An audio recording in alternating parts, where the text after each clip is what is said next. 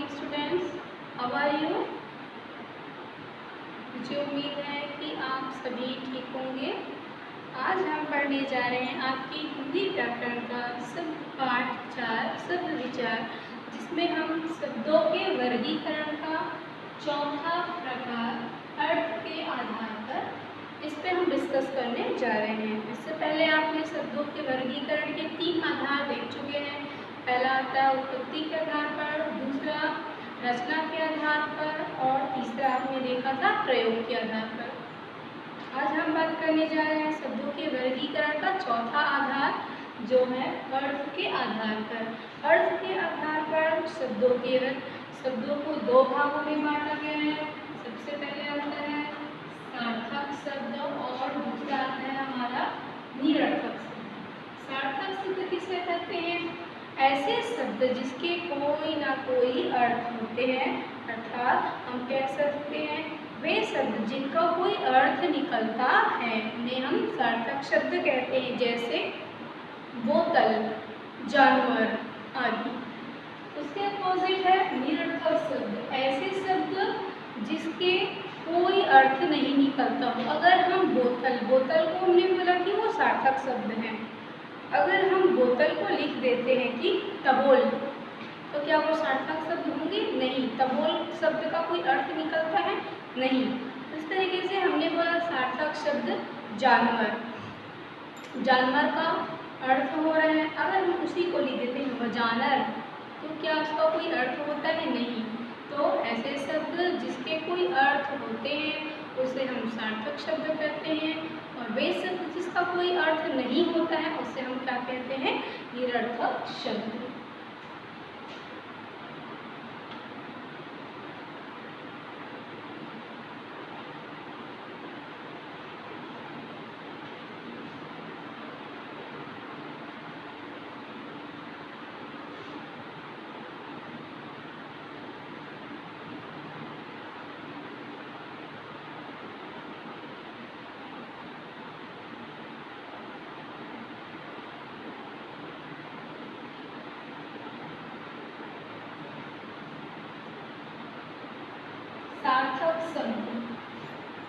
सार्थक शब्द अर्थात सार्थक शब्द कितने होते हैं? वे शब्द जिनका अर्थ होता है। जैसे बोतल, जानवर। निरर्थक शब्द वे शब्द जिनका कोई अर्थ नहीं होता है। जैसे तबोल,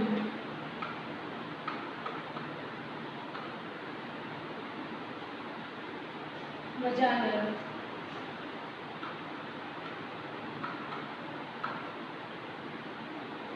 आप देख सकते हैं कि सार्थक शब्द वे शब्द जिनका अर्थ होता है। जैसे बोतल अर्थफुल है, मीनिंगफुल है।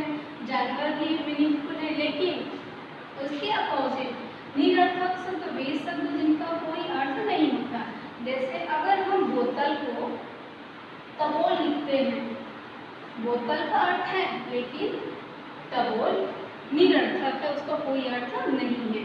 जानवर शब्द का अर्थ तो है, लेकिन अगर उसी को हम वजानर लिखते हैं, क्या उसका कोई अर्थ होता है? नहीं। तो यही अंतर है सार्थक शब्द और निरर्थक शब्द में।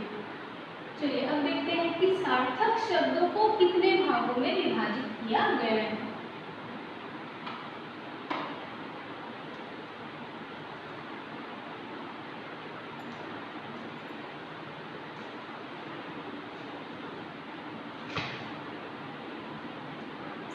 सार्थक शब्द के अंतर्गत 4 भेद आते हैं। सार्थक शब्द के 4 भेद हैं। सार्थक शब्द के 5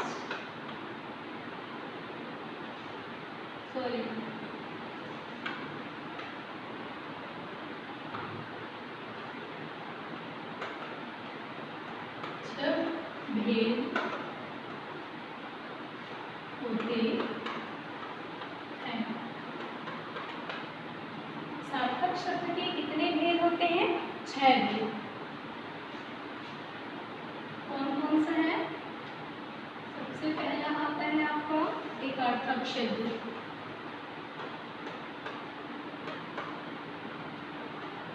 एकार्थक शब्द। सेकेंड आता है आपका श्रुति सम।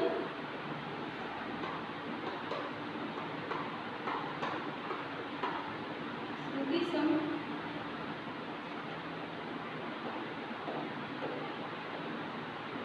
भिन्नार्थक शब्द।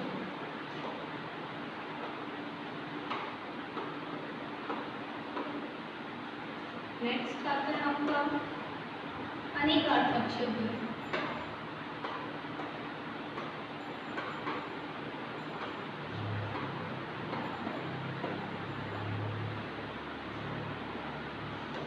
अगला है आपका पर्यायवाची शब्द।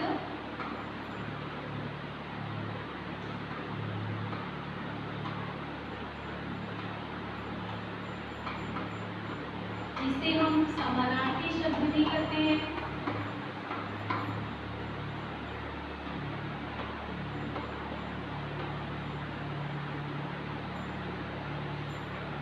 पांचवा आता है आपका वाक्यांश के लिए शब्द।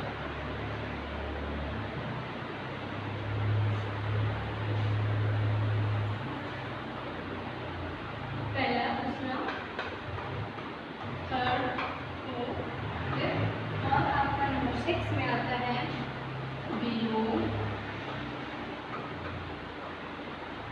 शब्द। चलिए अब एक एक करके हम लोग हर टाइप्स पे डिस्कस करते हैं। सबसे पहले आता है हमारा एकार्थक शब्द। एकार्थक शब्द वे शब्द जिनका केवल एक ही अर्थ होता है। वे शब्द जिनका केवल एक ही अर्थ होता है। जैसे थैला, कागज, कंप्यूटर आदि। श्रुति सम भिन्नार्थक शब्द।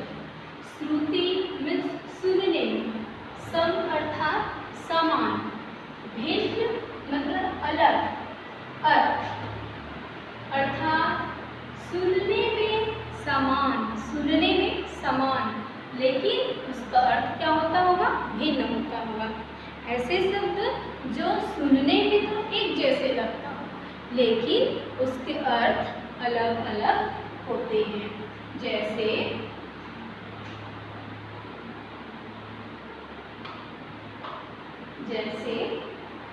हम बात कर रहे हैं श्रुति सम। श्रुति सम भिन्नार्थक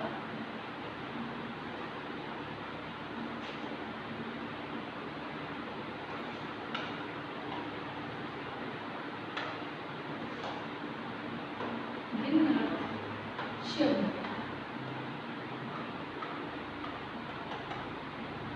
श्रुति सम मतलब जो सुनने में समान हो लेकिन उसका अर्थ भिन्न भिन्न हो।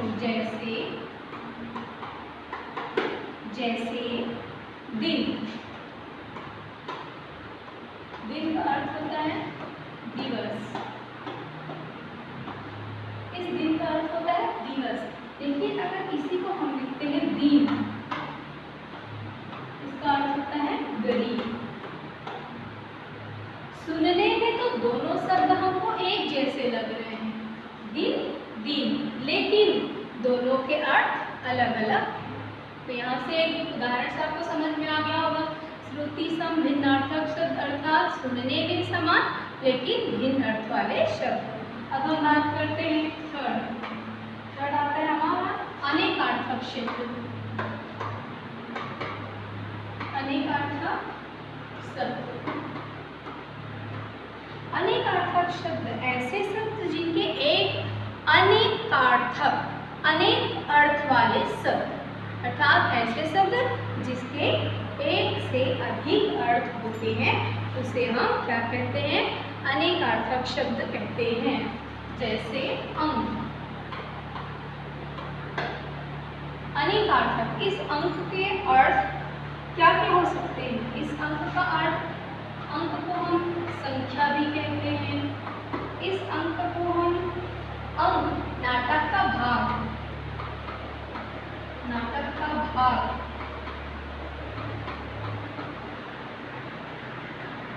जैसे पात्र है।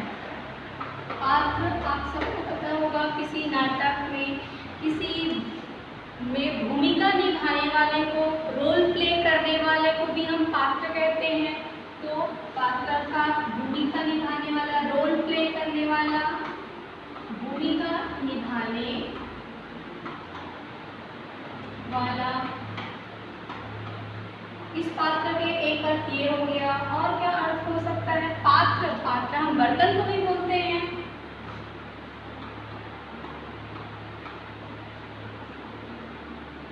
क्लियर?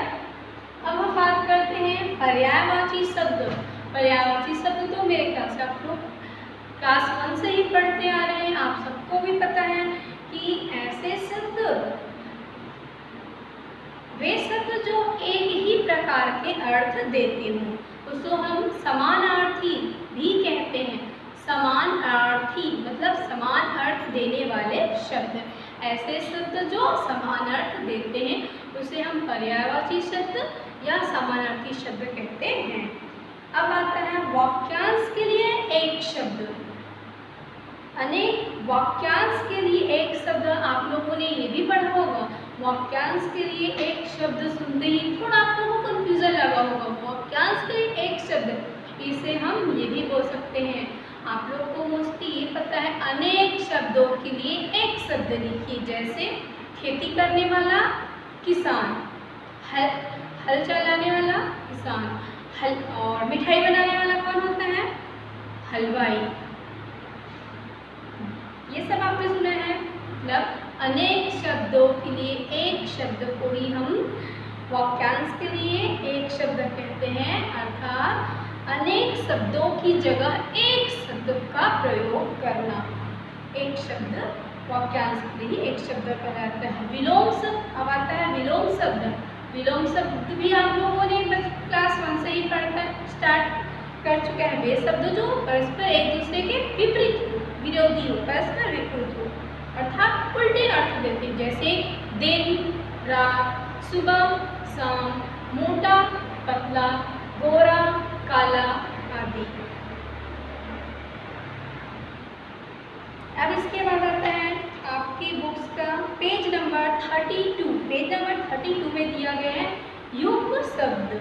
युग्म शब्द, युग्म अर्थात जोड़ा। ऐसे शब्द जो एक साथ दो के जोड़े में, पेयर में प्रयोग किए जाते हैं, उन्हें हम युग्म शब्द कहते हैं। इनमें से योजक चिन्ह का प्रयोग किया जाता है। युग्म शब्द,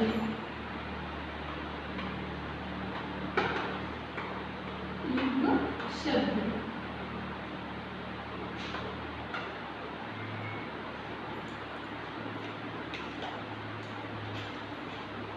युग्म अर्थात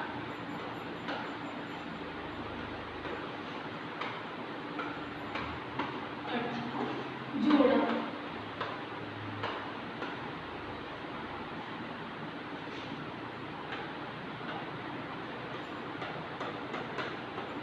ऐसे शब्द जो एक साथ दो के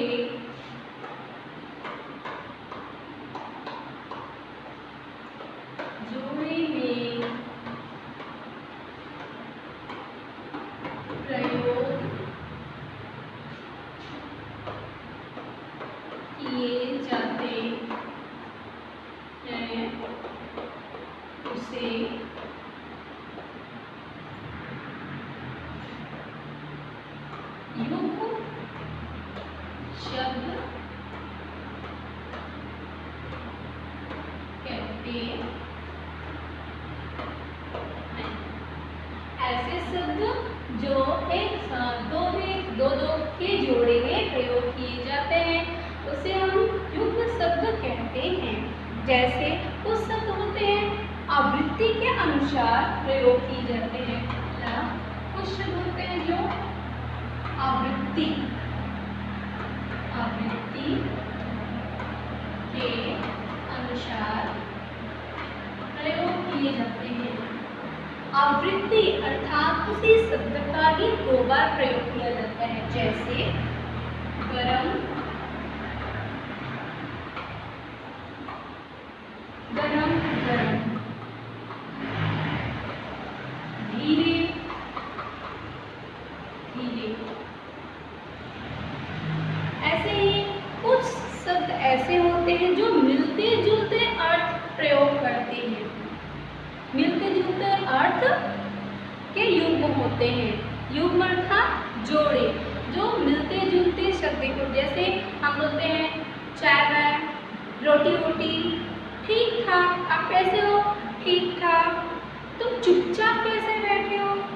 खेती बाड़ी, जैसे तैसे, दुख दर्द, आस पास। ऐसे शब्द हैं जो मिलते जुलते अर्थ के जोड़े हो।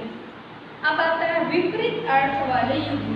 कुछ शब्द ऐसे होते हैं जो विपरीत अर्थ के जोड़े होते हैं, लेकिन हर जगह हम योजक चिन्ह, ये है आपका योजक चिन्ह, इसे हम योजक चिन्ह होते हैं, योजक चिन्ह का प्रयोग किया जाता है। विपरीत अर्थ वाले जोड़े सुख दुख, जल थल, भला बुरा, ऊंचा नीचा, लाभ हानि, ये सब हम प्रयोग करते हैं। यहाँ तक आपके पाठ कंप्लीट होते हैं, पूर्ण हो जाता है। अब हम एक बार इस पाठ के कुछ महत्वपूर्ण लाइन हैं उसको हम दोहरा लेते हैं ताकि ये चैप्टर्स रिकॉल हो जाए हमारा। चलिए बात करते हैं हम लोग। आओ पाठ दोहराएं। सबसे पहले दिया गया है शब्द वर्णों के सार्थक समूह को, वर्णों के सार्थक समूह को हम क्या कहते हैं? शब्द कहते हैं। शब्द के कितने भेद हैं? शब्द के 4 भेद हैं। पहला उत्पत्ति के आधार पर, दूसरा रचना के आधार पर, तीसरा प्रयोग के आधार पर और चौथा आता है अर्थ के आधार पर। सार्थक शब्द, सार्थक शब्द हम किसे कहते हैं? ऐसे शब्द जिसका कोई अर्थ निकलता हो उसे हम सार्थक शब्द कहते हैं। निरर्थक शब्द, ऐसे शब्द जिसका कोई अर्थ नहीं निकलता हो। युग्म, युग्म अर्थात जोड़ा। अब हम बात करते हैं आपके इस लेसन के अभ्यास, एक्सरसाइज।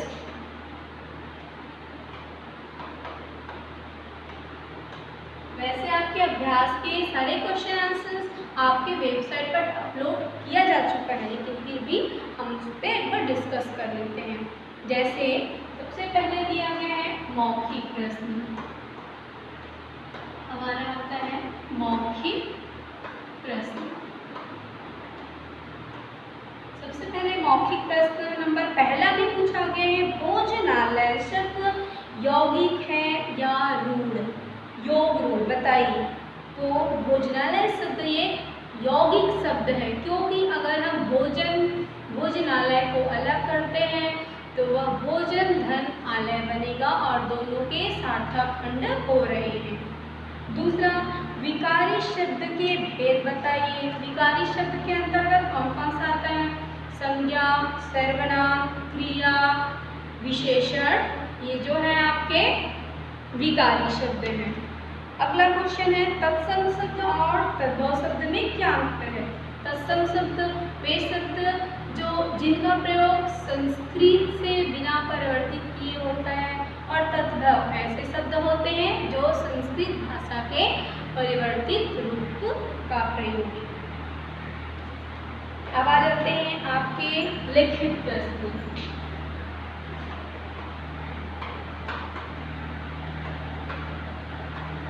लिखित प्रश्न, प्रश्न नंबर पहला, 10 अनुसार लगाइए। तो नंबर क में पूछा गया है शब्द के 3 भेद होते हैं। बताइए क्या शब्द के 3 भेद होते हैं? नहीं, शब्द के कितने भेद होते हैं? शब्द के 4 भेद होते हैं। दूसरा पूछा गया है तो हमारा क नंबर क्या हुआ? शब्द के 3 भेद होते हैं? नहीं, गलत। ख पे पूछा गया है विदेशी भाषा से आए शब्द को देशज शब्द कहते हैं? नहीं, विदेशी भाषा से आए शब्द को हम विदेशज शब्द कहते हैं। तो हमारा सेकंड भी गलत है। नंबर ग में पूछा है रचना के आधार पर शब्द के 3 भेद हैं। हाँ, रचना के आधार पर शब्द के 3 भेद हैं, रूढ़ शब्द, यौगिक शब्द और योग रूढ़ शब्द। तो नंबर ग हमारा सही है। भ में पूछा है जिन शब्दों का कोई अर्थ होता है उन्हें निरर्थक शब्द कहते हैं? नहीं, निरर्थक शब्द नहीं कहते हैं, उसे हम सार्थक शब्द कहते हैं। अब हम बात करते हैं अनुगामी।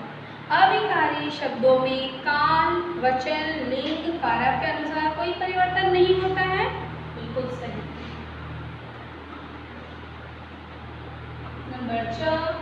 नंबर च संस्कृत से हिंदी में प्रयुक्त होने वाले शब्दों को तत्सम शब्द कहते हैं।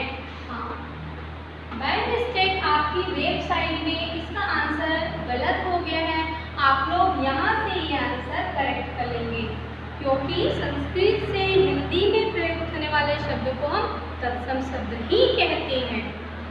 अब हम बात करते हैं प्रश्न नंबर 2। प्रश्न नंबर 2, कोष्ठक में दिए गए उचित शब्दों की सहायता से रिक्त स्थान भरिए। बोला गया है संज्ञा, जैसे नंबर क संज्ञा, विशेषण, क्रिया तथा खाली स्थान विकल्प शब्द कहलाते हैं। तो संज्ञा, विशेषण, क्रिया तथा सर्वनाम विकारी शब्द कहलाते हैं। नंबर ख जिन शब्दों में परिवर्तन नहीं होता है, जिन शब्दों में परिवर्तन नहीं होता है उसे हम क्या कहते हैं? वह शब्द कहलाता है अविकारी शब्द। कौन सा शब्द कहलाता है? अविकारी शब्द।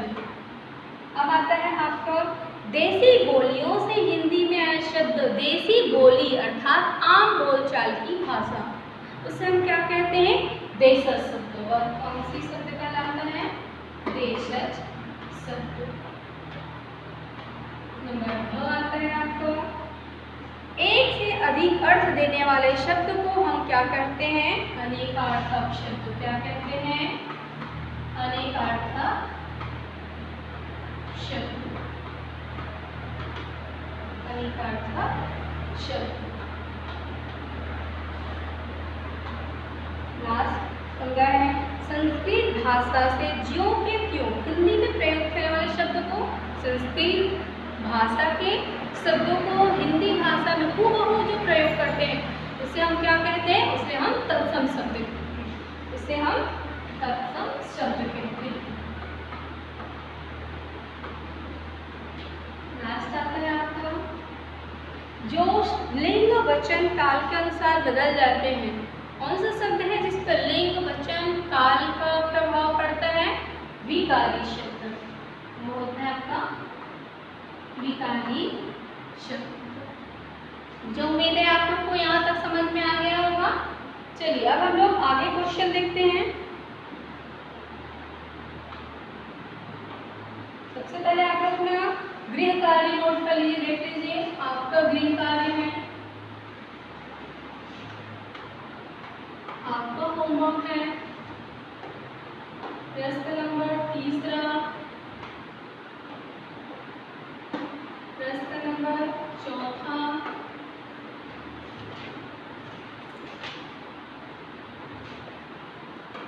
प्रश्न नंबर 6, प्रश्न नंबर 7। ये आप लोग खुद से करेंगे, वेबसाइट पे आंसर अपलोड है, लेकिन वेबसाइट पे जो आंसर अपलोड है उसको देखने से पहले आप लोग आंसर खुद से बनाने की कोशिश कीजिएगा। अगर आपने ये चैप्टर अच्छे से समझ लिया है तो ये क्वेश्चनों के आंसर आप बहुत ही इजीली दे सकते हैं। तो सबसे पहले आप खुद कोशिश करना, उसके बाद जो वेबसाइट पे जो आंसर्स है उससे आप लोग मैच करिएगा। उससे आपको पता चल जाएगा कि आपने कितना वो चैप्टर को लेसन को समझ लिया है। चलिए अब हम बात करते हैं क्वेश्चन नंबर 5।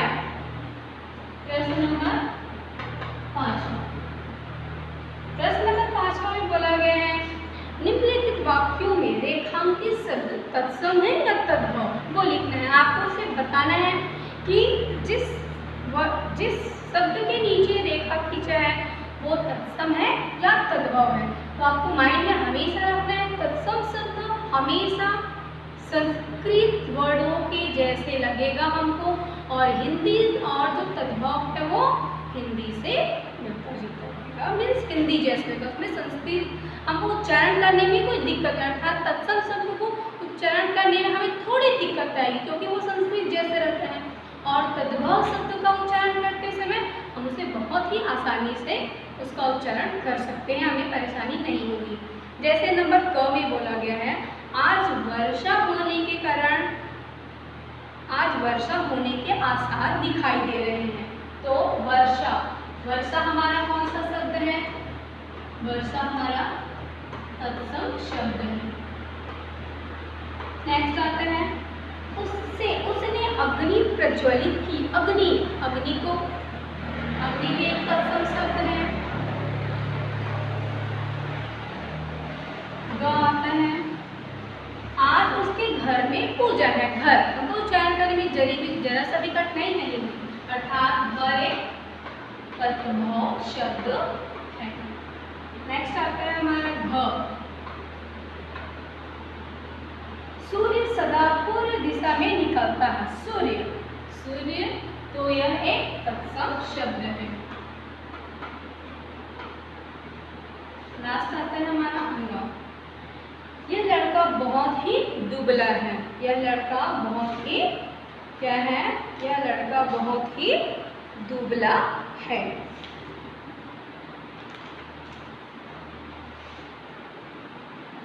तो यह भी हमारा तद्भव शब्द है। ओके स्टूडेंट, यहाँ आपके चैप्टर्स कंप्लीट होते हैं। लास्ट आपका है प्रश्नों के उत्तर। प्रश्न नंबर 7 आपका दिया है। प्रश्न नंबर 7 है आपका